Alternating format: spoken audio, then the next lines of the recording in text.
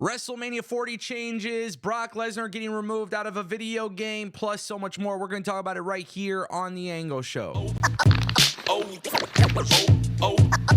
Yes. Ladies and gentlemen, welcome back to TAS. Let's kick things off with Jacob Fatu. There has been a lot of talks about Jacob Fatu finally becoming a free agent. Rikishi is putting out tweets. People are wondering what's going to happen with Jacob Fatu. Why isn't he in AEW? Why isn't he in WWE? Hell, why hasn't he made his way to TNA?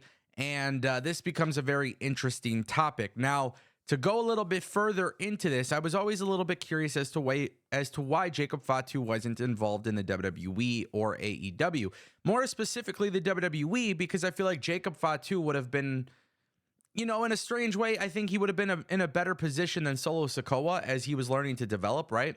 Now, the thing is, I had to do a little bit of research, and I remember thinking there was a time period in which I remember reading that Jacob Fatu was supposed to be in WWE for the tribal combat, the tribal court, whatever it was with Sami Zayn and the Bloodline. So after I did some digging, I actually saw that Jacob Fatu was reportedly supposed to be in WWE last year, on the Raw 30 episode with Roman Reigns and Sami Zayn. Obviously they were trying to get the Fatu family inside. They were going to have the Wild Samoans and everything. And when I looked at this Sportskeeda article, Dave Meltzer actually said that a source in WWE never actively promoted Jacob Fatu's involvement in the segment. They said that the Stanford-based promotion had focused solely on Afa and Sika's participation. However, while Lance and Fatu were not allowed to appear due to legal issues, Afa and Sika were not available, and the idea was dropped by the company. Now, then I did a little bit more digging, and there seems to be a lot of chit-chat online about Jacob Fatu's legal history and how that could be an issue for the WWE. Now, obviously, right now, things are very hectic for the WWE. WWE's got a lot of stuff going on in terms of a PR nightmare. So I don't know much about this legal history. I know Booker T's been publicly trying to push for him to get signed and that he wants WWE to bring him in. I don't know if this is a reason why WWE has strayed away from him. But what I would say is that WWE's PR nightmare right now is not going to go away. The stuff that is happening with the allegations regarding Vince, John Laurinaitis, it has been absolutely a nightmare, and rightfully so, which is actually what's going to bring us to our next topic in today's video. Ladies and gentlemen, I want to talk to you guys about Brock Lesnar.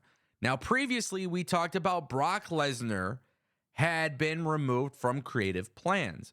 Now, in this lawsuit, Brock Lesnar's name is not necessarily listed, but there is a reference to somebody who fits this description, right?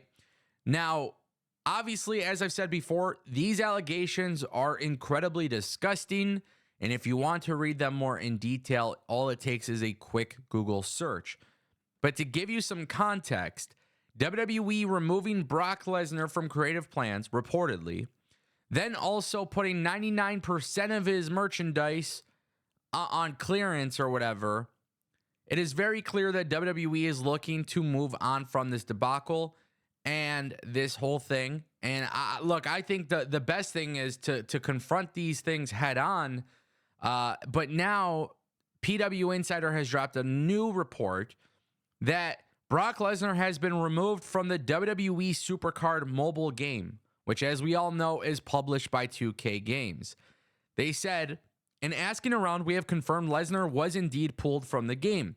It would appear that 2K, as a licensee for WWE, is following the company's lead after WWE backed off on using Lesnar last weekend at the Royal Rumble event.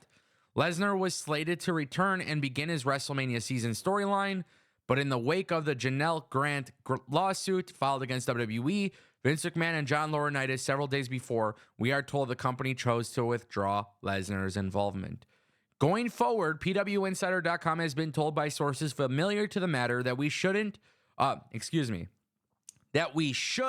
expect to see Lesnar downplayed, if not outright removed as he was in the Supercard game, as much as possible going forward by 2K and potential other licensees. Now, what's interesting here is there's been no mention of Brock Lesnar in WWE in 2K24. That's the interesting thing here, because WWE 2K24, Roman Reigns, Brock Lesnar, The Undertaker, you're celebrating 40 years of WrestleManias. Surely Brock Lesnar's WrestleMania matches are involved in some capacity in this video game showcase mode. So does 2K also pull him off from WWE 2K24? Is it too late for WWE 2K to pull him out of the game? I don't know.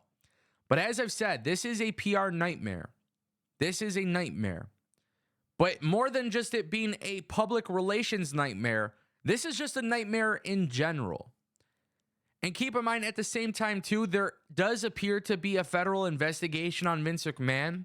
So we're going to wait and see how everything plays out before giving more opinions on the matter. But for those who are excited about WWE Supercard, or for those who are excited about WWE 2K24, I'm just going to kind of throw this out there and let you know that maybe you should expect some changes. Speaking of changes, WWE is making a major one to WrestleMania 40. And hopefully this is actually a change for many years to come, because I'm actually really excited about this. WrestleVotes has reported today that the WWE has moved WrestleMania up an hour early with a likely 2-hour pre-show. Source states WWE has made the decision to change the WrestleMania start time. The main card will now begin at 7 p.m. Eastern Standard Time, presumably with a kickoff show starting at 5 p.m. Eastern. And this will be for both nights of WrestleMania. Now, this is a major change for a variety of reasons, because one, it could signal that WWE is going to end the shows earlier, or it could signal a major change that Triple H has not done, which is incorporate more matches on these match cards. Obviously, if you've been watching WWE pay-per-views, for the most part, you're getting pay-per-views under Triple H, 5 to 6 matches. We just saw the Royal Rumble have 4, these shorter match cards. Now, obviously, WrestleMania 40's in Philadelphia. It's in Philly. Eastern Standard Time, 7 p.m. Is there a chance that WrestleMania ends by 10 o'clock? No, I don't think so.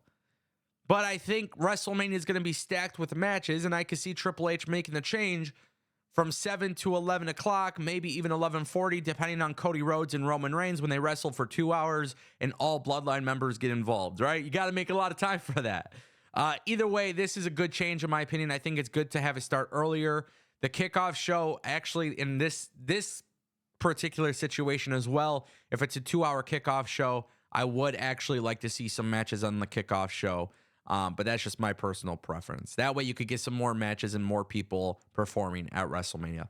That's my opinion. Let me know yours down in the comment section below.